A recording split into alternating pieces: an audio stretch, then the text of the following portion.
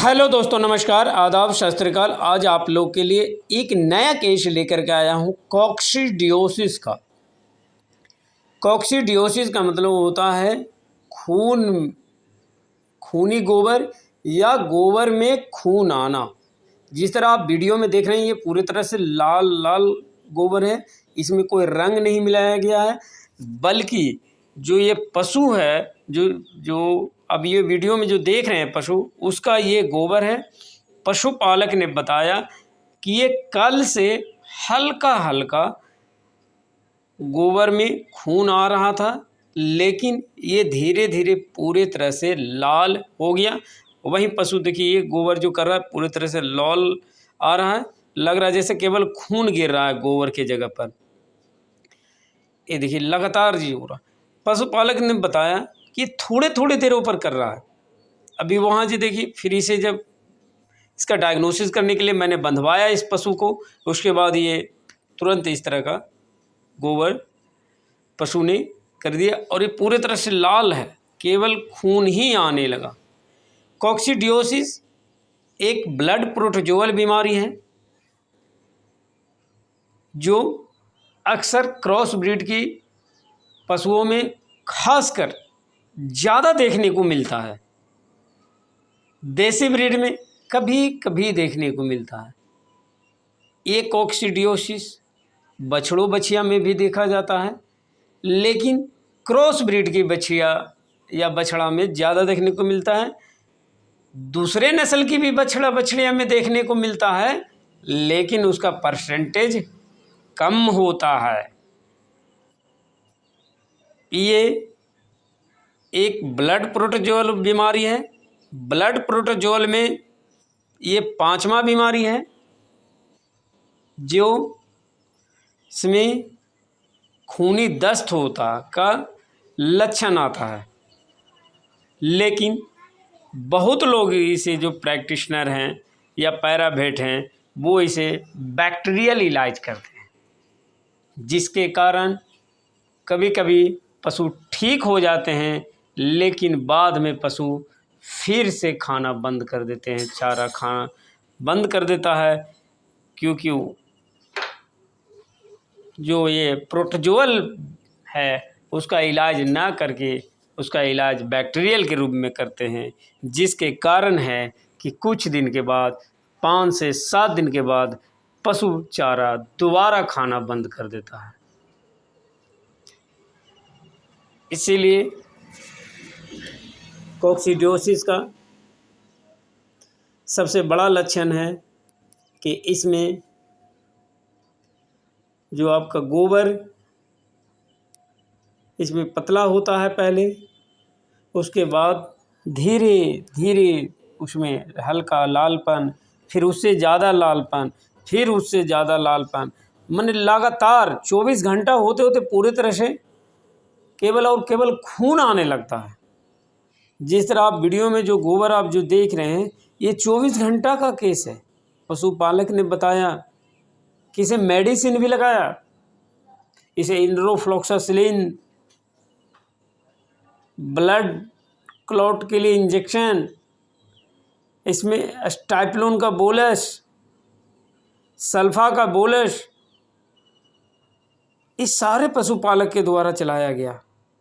हमारे यहाँ जो पशुपालक हैं काफ़ी अनुभवी पशुपालक हैं। थालेरिया सर्रा को तो कुछ पूछते ही नहीं है, सर्दी बुखार मॉक्सेल की तरह ही इंजेक्शन लगा देते हैं। इतने एक्सपर्ट यहाँ के पशुपालक हैं।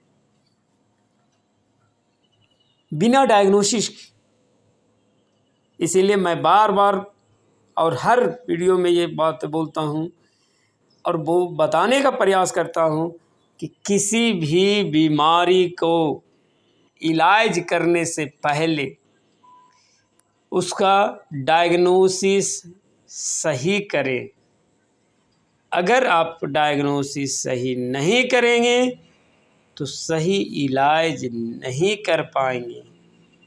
भैंसों की डॉक्टरी डायग्नोसिस पर ही है, और नहीं डायग्नोसिस अगर आप करते हैं सही, तो वो पशु यही स्थिति होगा जो हमारे पशुपालक के द्वारा जो पशु को पकड़ के खड़े हैं कि आज फ्लूड उसे देना पड़ रहा। तो अगर ये डायग्नोसिस सही होता तो ये पशुपालक ही इस पशु को ठीक कर लेता, हमें बुलाने की ज़रूरत ना होता इस पशुपालक को। लेकिन डायग्नोसिस सही नहीं होने के कारण इन्होंने आज ये दवा, आज के ये 6 घंटे के बाद ही दवा को चेंज कर दिए। सुबह कुछ दवा दिए, शाम में कुछ दिए। घरेलू उपचार में इन्होंने बताया कि इसको सौंफ, जीरा और ताल मिश्री, सफोल का भूसी, माने इस तरह के इसे पशु को खिलाया गया। आप जब भी पशु का डायग्नोसिस करते हैं तो पशुपालक से हिस्ट्री ज़रूर लिया करें, क्योंकि पशुपालक उसके बारे में ज़रूर बताएगा कि इससे पहले क्या हो रहा था। अब ये पूरी तरह से लक्षण आ गए तो देखते एक साथ आप पकड़ सकते हैं कि यह कोक्सीडियोसिस है, जिसमें खूनी दस्त होता है। प्रोटोजोअल रहने के बावजूद भी इसमें टेम्परेचर नहीं होता है। सबसे खास बात की लक्षण ये है कि प्रोटोजोअल होने के बावजूद भी इसमें टेम्परेचर नहीं होता है। जरा सा भी बुखार आपको नहीं रहेगा इसमें। बुखार आपका टेम्परेचर जो है नॉर्मल 99, 100, 101 इस तरह के टेम्परेचर मिलते हैं कोक्सीडियोसिस में। इसीलिए डायग्नोसिस करने में इसमें भ्रांतियां पैदा हो जाती हैं। कुछ लोग इसे बैक्टीरियल बोलते हैं, कुछ लोग इसे प्रोटोजोअल भी बोलते हैं, कुछ लोग इसे वायरल भी बोल देते हैं। वायरल इसीलिए बोल देते हैं कि गर्मी में के मौसम में ये अक्सर ज़्यादा क्रॉस ब्रीड की गायों में देखने को मिलता है।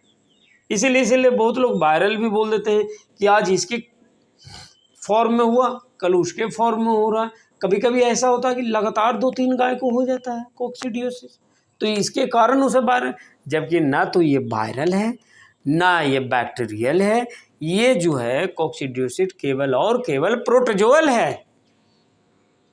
इसीलिए इसका सही डायग्नोसिस करें और डायग्नोसिस करके सही इलाज करें और ये बीमारी ठीक होने वाली है। भैंसों की डॉक्टरी में आपको ये आना चाहिए कि कौन सी बीमारी ठीक होने वाली है और कौन सी बीमारी ठीक नहीं होने वाली है। डायग्नोसिस में ये आपको हमेशा ध्यान देना ज़रूरी है।